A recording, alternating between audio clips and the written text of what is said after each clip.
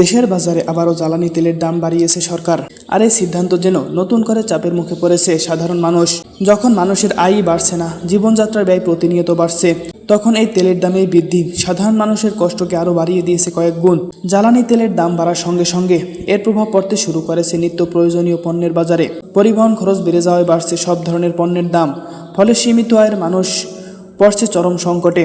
সাধারণ জনগণের অভিযোগ, এই দেশে সবকিছুর দাম বাড়ে কিন্তু কখনোই কমে না। অন্যদিকে তাদের আয় একই জায়গায় রয়ে গেছে। ফলে দিন দিন জীবনযাত্রার মান কমছে, বাড়ছে হতাশা। এই পরিস্থিতিতে তীব্র প্রতিক্রিয়া জানিয়েছেন বাংলাদেশ ক্রিকেটের তারকা অলরাউন্ডার সাকিব আল হাসান। তিনি ক্ষোভ প্রকাশ করে বলেন, সাধারণ মানুষের কথা না ভেবে কিছু নির্দিষ্ট গোষ্ঠীর সুবিধা নিশ্চিত করা হচ্ছে। এই সিদ্ধান্তগুলো জনগণের জন্য নয়, বরং তাদের উপর চাপ বাড়ানোর জন্য নেওয়া হয়েছে। তার এই বক্তব্য সামাজিক যোগাযোগ মাধ্যমে ব্যাপক আলোড়ন তুলেছে।